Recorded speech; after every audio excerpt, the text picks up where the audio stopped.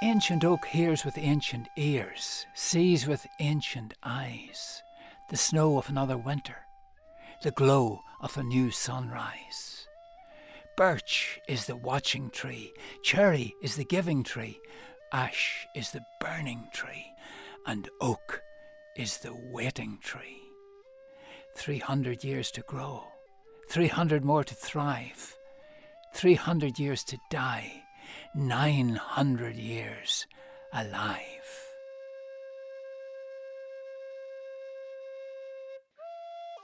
The abnormal is made normal. The development is used to describe something that's about total pollution of place and exploitation of people. I think that, if we want to have clean air and we want to have clean rivers, we have to really embrace the fact that we're part of nature. We are nature. I mean, the very bones in our body are made of the same minerals, I think that one of the biggest things that ever happened in this particular part of the world in the north was the civil rights campaign. We need rights for nature and rights for the land and rights for people to exist in the land. So the rights of nature really contributes to this changing of the story and creating new stories as well. Ultimately, it's about how we think about the world, means how we act in the world and how we relate to each other, relationships with each other in the movement, other humans, but also the more than human world. What about if we understood Lough Neagh as owning itself? We could potentially use property law mechanisms to achieve better environmental outcomes. If we love life, then we should be responsible to produce and protect nature, because nature allows us to be alive.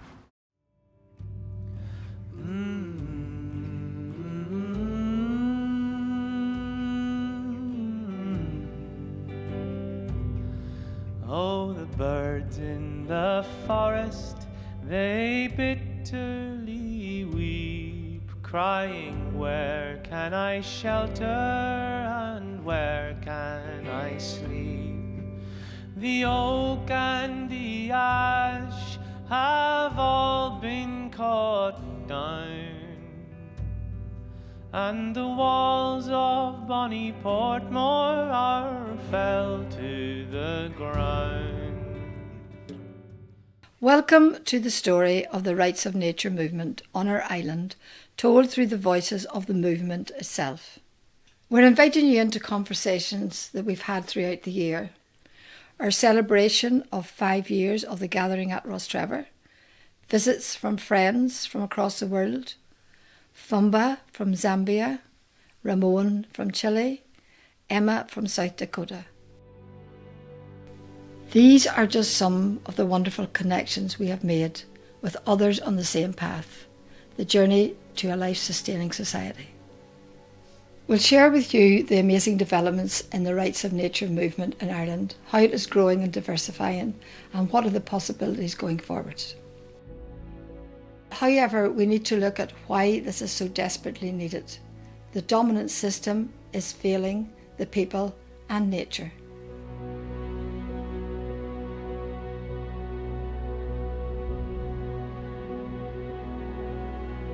Well, our planning system isn't designed to protect nature.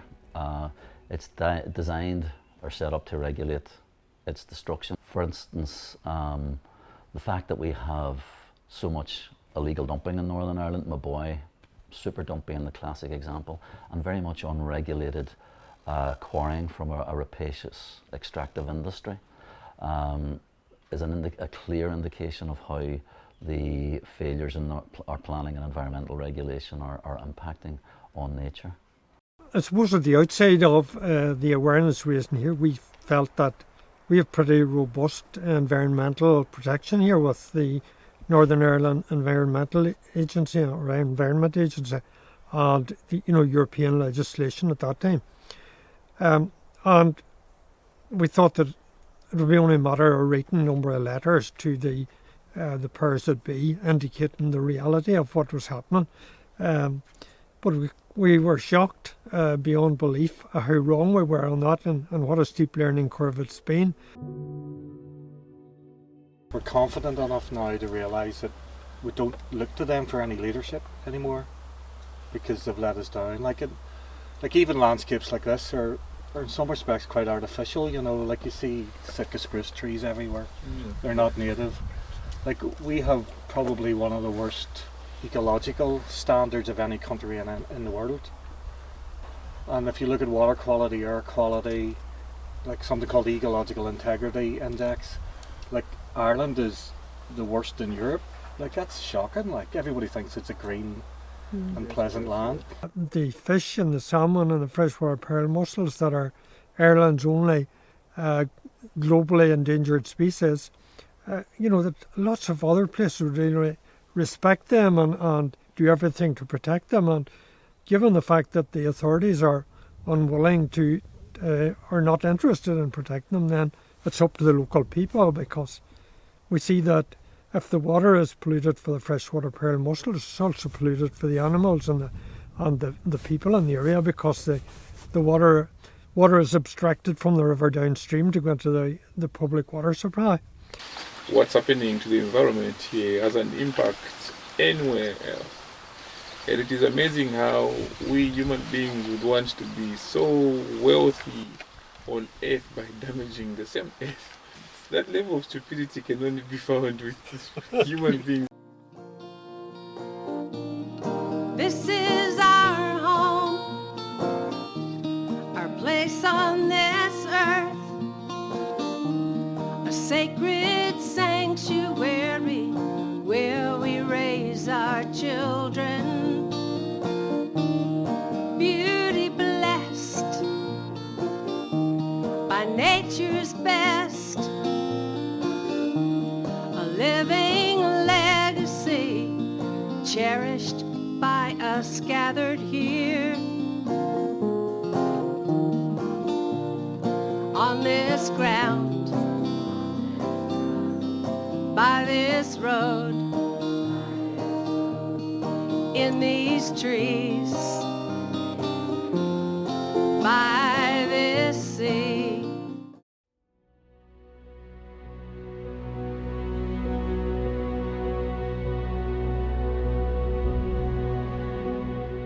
I think ecofeminism says, you know, that the system that we're experiencing now is a very historical artifact that comes from a certain period in time.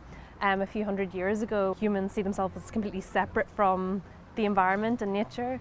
But ecofeminism says as well that we start to do that with certain groups of people as well. It's not just the more than human world. So we start to treat women as resources, colonized people, racialized people, working class people, peasants, all of these groups that have been marginalized throughout history, and the colonial expansion around the world. So I think that there's great hope in kind of looking back in history, but also looking to other cultures and communities that haven't really bought into that separation and those dualisms. James Joyce talks about the way in which Ireland is a place in between.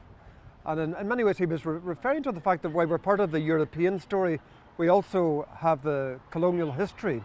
And I think we're deeply sensitive to the need to have a very diverse set of approaches to law, the economy, language and culture. And we need to make space for that. And we are very receptive to that. We've always been an island of solidarity with people who've had a singular story imposed on them, often at the cost of human life as well as to the cost of nature.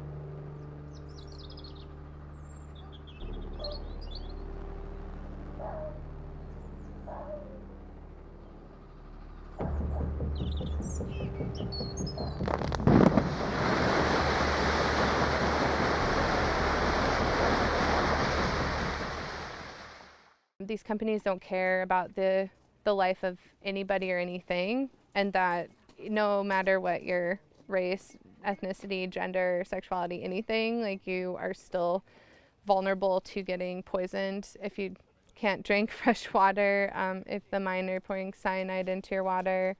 And anyone can get cancer, anyone can deal with those types of health consequences. The biggest threat is a proposed gold mine. Like, it's just huge impact on people's health and livelihoods. So an agricultural area and a fishing area, that's what we've been trying to develop here at Doncraigan, is sustainable tourism. And we feel all that's at risk if a gold mine is allowed to go ahead. The Aughanish alumina refinery on the banks of the Shannon estuary in County Limerick near Askeaton is an excellent example of the state and its legal systems protecting corporations and profits over the health of its people. How different it could be if the rights of the River Shannon were protected and recognised in court. So we've been actually trying to push a perspective of rights of nature from the territories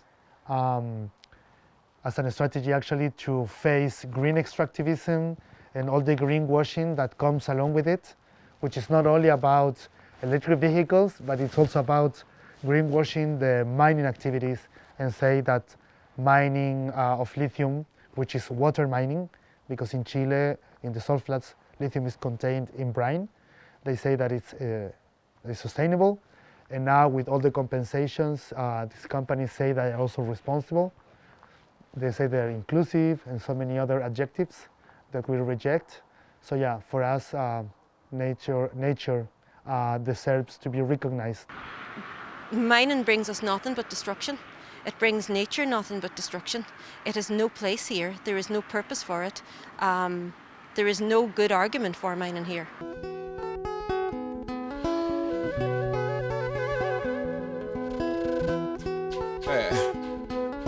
Buchinda mi bwacho kwete lingili netabwishi kwa twisa mukwilu kemi twepano manga chaloba lole sheni amenshi pamona ne fimuti ilingili ne kumona kwati tafikwete milimo twebele fitemeni fitule faye mikoti mwebe na Zambia Zimbabwe na papata Sangani Zambezi Samalirani.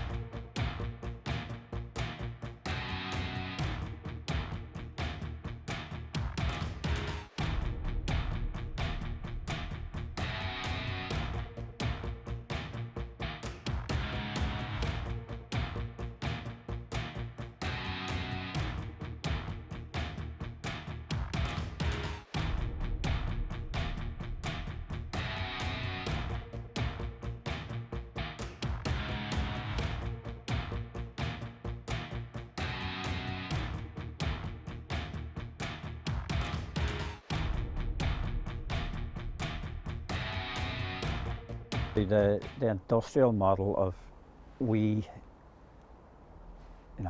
agreed to buy what has been grown using oil for the tractors that are doing it, massive amounts of oil for creating the fertilizers and the pesticides that they're spraying them with, and then huger amounts again and transporting and packing that, to get into the shops, to then deliver us stuff that isn't very nutrient rich, because it's old and it hasn't been grown for its taste or its nutrients. It's been grown for how well it stands the journey from the field to the processing pack to eventually into the house.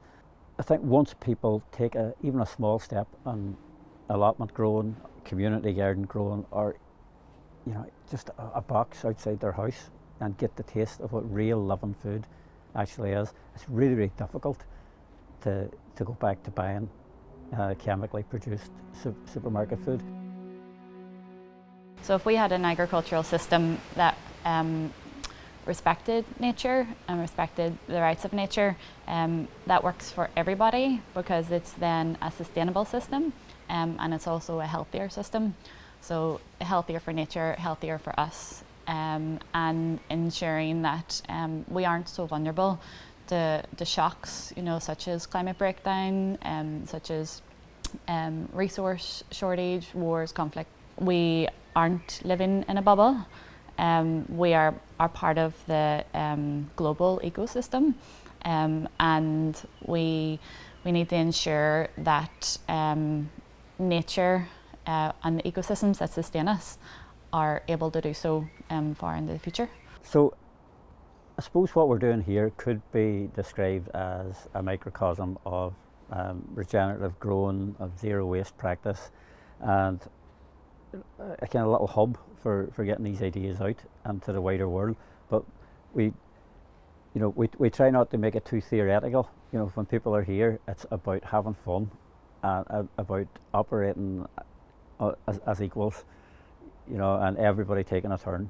Everybody gets a chance to stand and lean on a shovel, not just the overseers. We don't have overseers. I am tree. I'm sea. We intervene, as we be now with ye. Sent back in time through waves of rhyme. The future you to see. We're here alone. In different forms. No fishes swim in me. No birds are chirping in my arms. We miss your company.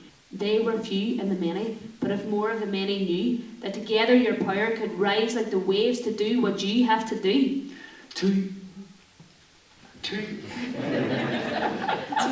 protect, to restore, to regenerate, to nurture and care for it all. To connect in the oneness of life, to stand up and answer its call. We are you and you are us, but only you can act. This moment is the turning point, so please don't turn your back. So what is to be done, and how can we turn this ship around? How can rights of nature be a driving force for this sea change?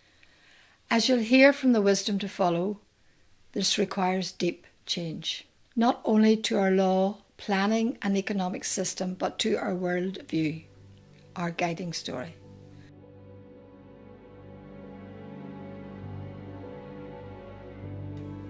In terms of how we change the system to turn things around, because the policies of our government and political parties seem to still have this focus on growth and expansion, and that sort of capitalist system it works in, which is about greed and eating up more and more. The contradiction is that's going to consume itself. So by local communities beginning to challenge that system, I think that's maybe one of the better ways for communities to affect change.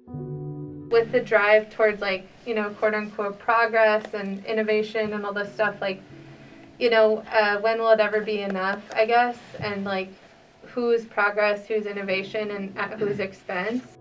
For me, if we don't get restore that balance to saying that, I think it was somebody said, that a company that is a kind of human creation can have, the rights of a company and the rights written into the Constitution. Why then the most basic thing in the world? I mean, my particular interest is in water and water landscapes. Well, we talk about human rights. We're made up of 80% water. If you talk about that hydrological cycle, so why shouldn't the river that flows by here, the Strill that goes into the Mourne, that goes into the Foyle, why should that not have the same rights as me? We need plants and animals and all the diversity that's around us to keep our food coming in, and it's just such a mammoth kind of task, I think, to help people change their mindset about always taking from the earth and not working with what we have. The understanding that we are all affected by our failure and the responsible approach to development. All of us are affected, and I take that, and that's very passionate. That's what I'm very passionate about. Our careless approach and pursuit for development should not risk our own existence. The rights of nature represents is a disruptive moment that invites in an acknowledgement that we have to think bigger and be more ambitious, and also recognise that the drivers of ecocidal destruction are in the economic system, the value system, the culture and the narratives that are given power. And we've got to disrupt that and think in a larger canvas. Maybe it was quite a long learning process for us, because we believed we needed to focus solely on our own campaign here. But the more we learned, the more we saw that it was a web that stretched far and wide, and that the companies, even if we won the initial, had small victories against them, that the system was arranged so that the company could come back again, learn from the issue that they had to confront, and then very quickly come back and reapply. Law should facilitate the people that live there, should facilitate property rights that allow people to use the land communally or understand the land in a way that's not just about an economic unit or kind of a private property right. However, the interesting thing is that those laws are then not being applied.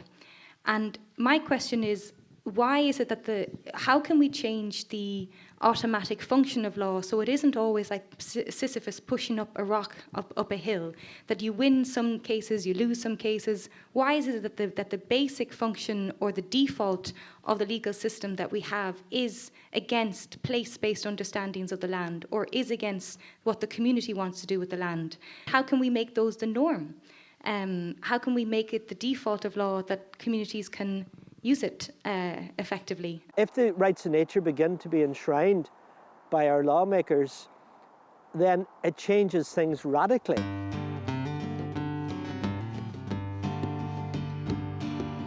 Day's gonna come when the water runs out and the well is dry. Man's so dumb that fish can't swim and birds can't fly. What you gonna do when the crops won't grow, when the sun won't shine and it's 10 below? Ain't going to say that I told you so, but the day's gonna come. Who you gonna follow when you realize that they were all wrong? Who will you believe when you know you've been deceived for far too long? You can cover your lips, your ears, your eyes, and hear no, see no, tell no lies, but ain't no way you can ever deny that the day's gonna come. In 2019, Friends of the Earth welcomed the Centre for Democratic and Environmental Rights, which focused our thinking on how we could achieve system change through recognising nature's rights. And we opened to the possibility of rewriting our laws at a local level. Since then, we have been inspired by communities across the globe who've been leading the way, from New Zealand to India, from Ecuador to the United States, and from Spain to Uganda. Un gran saludo al pueblo de Irlanda, desde la selva viviente, desde Sarayaku, el pueblo del mediodía. Lo más importante que la economía de mercado, el cariño por los animales, por los ecosistemas, por el medio ambiente, por el cuidado de la naturaleza. Los derechos de la naturaleza son importantes. Pueblos indígenas hemos querido contribuir con el conocimiento milenario, que es el cuidado de la selva, el Causaxacha, selva viviente. So Ecuador was the first country in the world to put the rights of nature into their constitution, and now we see the outworkings of that. So there's a gold and copper mine that wanted to destroy Los Cerdos forest. It's a really important cloud forest, and people, citizens represented the forest in Ecuadorian court, and it was the High Court declared that the forest has rights and that the forest can't be destroyed by this mining project. So that has huge implications for communities and nature globally. For the first time, a mining company has been stopped because the forest has a right to exist. The Maori people in New Zealand, they have wanted as far as you can go, sort of enacted as one in court, and the government has accepted You know, that the Indigenous people and the government, one representative each, sort of a person or two entity commission, which can decide on the implementation of what has been decided in law. I think that rights of nature are in the narratives of many social or environmental movements in Chile. And they actually took like an unprecedented path thanks to the social outbreak and all the revolution that started in 2019 and the writing of a new constitution. So people from the social movements got seats in the Constitutional Convention, and they brought these ideas and these principles, and they created a commission of rights of nature. Gracias por el apoyo y también estamos listos para apoyar a los ciudadanos que están luchando por los derechos de la naturaleza en el mundo, en especial en Irlanda. I think one thing that folks should do moving forward, because Native people have been on the front lines of this fight for a long time, is just, you know, support and listen to Indigenous struggles, but also realize that everybody needs to start playing a role in this, because, you know, no one can do it alone.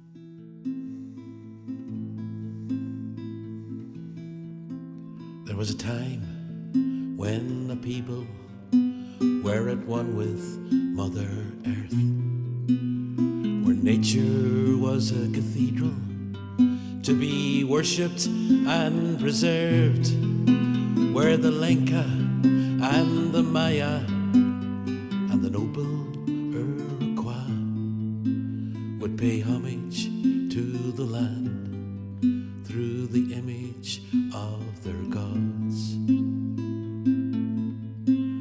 The rivers were the veins that provided and sustained, and the natural and the spiritual were both the one and the same. Mamacha Pachamama, Mamacha Pachamama, the earthbird will take wing again. I joined the Rights of Nature campaign about 2 years ago, and I've been working with people from all over Ireland, north and south, and we came together to try and get motions passed in all the different counties in Ireland and county councils, and it really started with councils in Derry and Strabane and Fermanagh and Omagh that got motions passed, and then we lobbied people, our councillors in Donegal, and it was passed.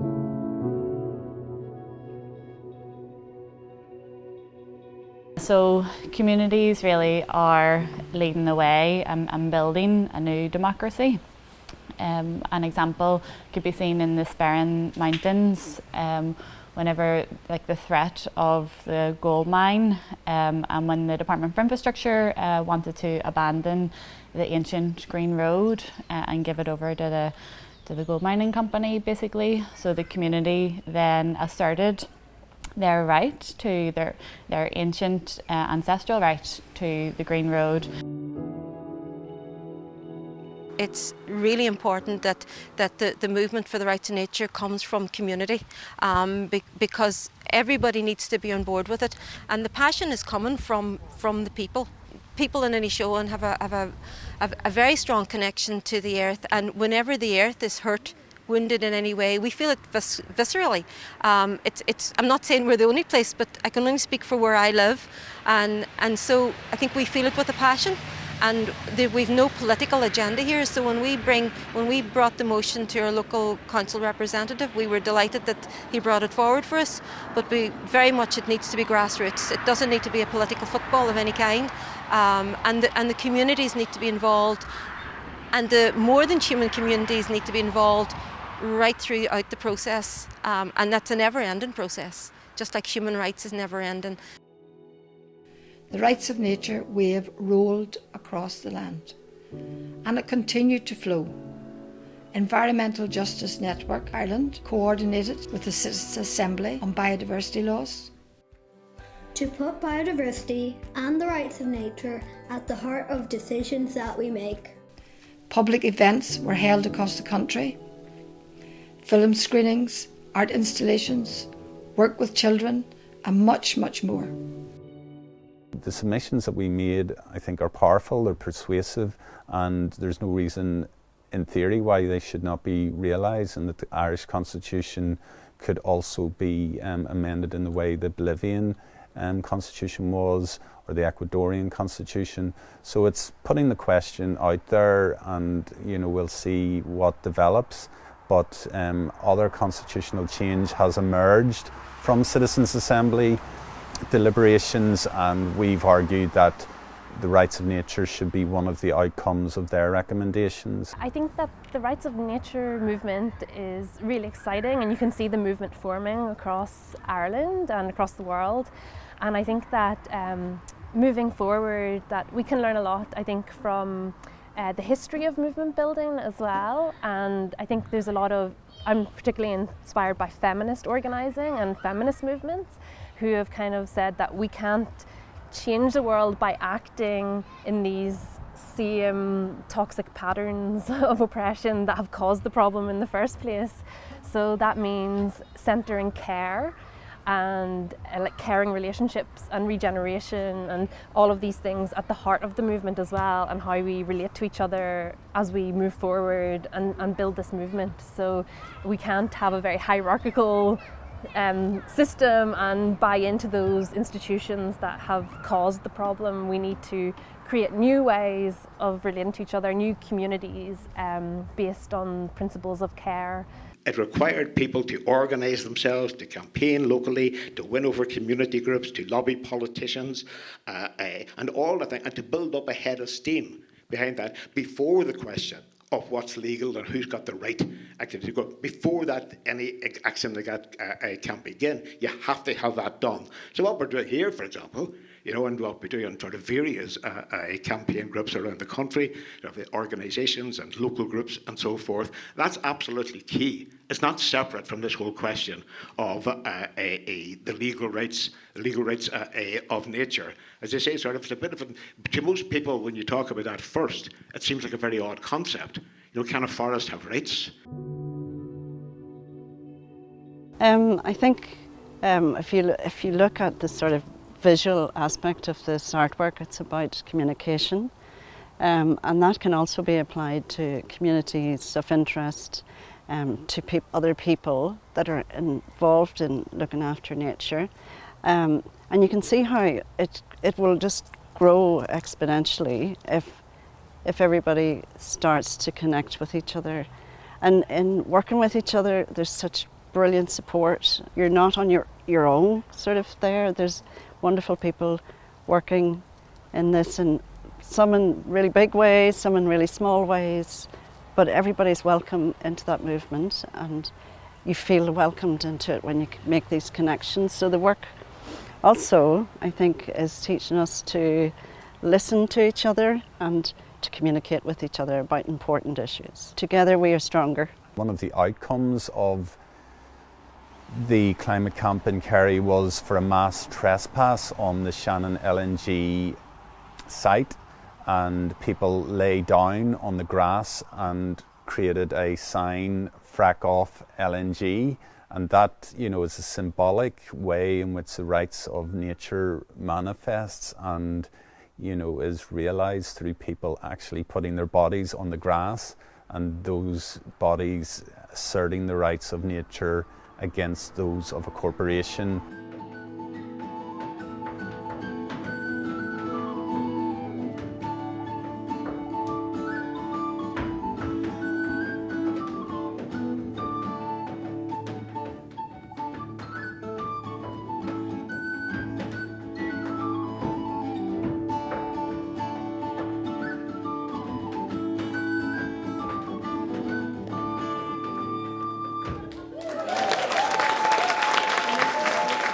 I think the best way to grow the rights of nature, or really any movement today, is to educate young people and get younger people involved. I think we do need that intergenerational progress where we have older people cooperating and partnering with young people now to design a future that allows smooth transitioning of influence and power. It does mean a lot to know that you're trusted by like these adults, that like even if it's a very common sentiment, that these adults can see you as a 16-year-old, a 17-year-old, an 18-year-old, or even younger. You know, there's people who are 14 here today and see you and think, yeah, if these people are the next people taking over this movement, I'm okay with that. Knowing that like in spaces like this, people are people, age doesn't matter, and that these people who are respected, these people who have put work into it, trust you to do the same can mean a lot,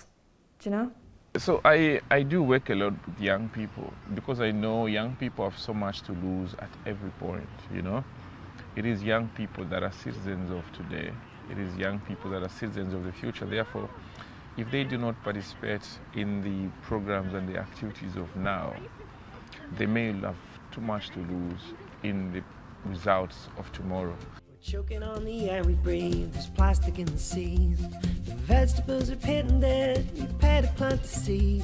The rich are building bunkers so they can get away scot-free. The government does nothing, money to be made, you see. The education's broken, the children are depressed. They're trained to be obedient, not how to be their best. Spirit of rebellion is what'll save us from this mess. And no one but ourselves is gonna do it for ourselves. So maybe it was time we took some action. So where to now? What are the possibilities for the rights of nature movement across this island? 'Cause action gets good. Maybe if you had tried, you would have seen you could. Some things in life need to be felt to be truly understood. No one but ourselves is gonna do it for ourselves. No one but ourselves. It's really, really important that this notion of, rights of nature has progressed. At the beginning, the first time I heard of it, I thought, oh, that's going to take really long. That's a long term. We need a short-term solution here to get rid of this gold mining company. But to think that we're 7 years on in our campaign, and it's not going away fast. So we have to be determined to be in it for the long haul and to see that the rights of nature is a tool that that we have to take on board and try and develop it, even at a local level through the council. Maybe they can make bylaws, and maybe I know that the councils that have passed the motion locally have asked all the other councils in the north and the south to consider the motion, and I think there could be a joining up of all the areas, and together we move forward and hopefully eventually get laws passed at government level, north and south, to protect nature. I think it requires massive change in government's attitude to the importance. What's important? Is it our planet's important, or is it money's important? And we all know you can't eat gold and you can't eat money, and I think we've realised a lot through COVID that our health is our wealth. My mother used to always say that to me, your health is your wealth.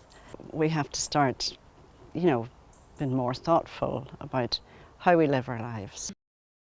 It's not, you can't buy community, you can't buy the story that comes along with, seeds or a vegetable. That's a gift. That's something that's given whenever people recognise, that you're on the same boat, that you're in the same sort of way of going, and I think that's really valuable. I love that about allotments, and I love that you do get lots of different people on them. Sometimes that's challenging, but I think it's a better model for future society, I think, than one person growing all the food and selling it on this in a supermarket, because that hasn't worked. Within Rights of Nature, I think there are a range of different kind of paths we can take, or different approaches, but rethinking property and what it actually means is one of them. We are also working in a law project for the protection of wetlands. So within this law, actually, what we are proposing is also that any citizen can demand the protection of the wetlands. So for the rights of nature, it should be the same for us. Where do we go from here? So we need to keep up the pressure. Like it's historic that these councils have declared rights of nature motions, but we really need to embed that those declarations into policy, planning and practice, and find a way to write local laws that recognise what the council have declared. So I suppose this hasn't been done before, but doesn't mean it can't be done. So it needs research, it needs inspiration, it needs creativity, but we can get there. Need to help your society flower. Don't poison fish that lived here long before you. And don't go on thinking that yours is the plan. Nature has one up on you. People, nature and ecosystems are all part of our community, including the mountains, hills, rivers, streams, wells, bogs, trees, sacred places and all living therein. We, people and nature, are interdependent on each other. Our natural environment has the right to exist, thrive, regenerate and to be protected. We assert our rights to live in a healthy climate, to clean water, clean air, unpolluted land and sustainable farming. We assert our right to make decisions about projects which affect these rights. Furthermore, it is the duty of us all to protect and defend the rights of our community. So if you have been inspired by these conversations, come and join us, get involved and help us to realise the rights of nature.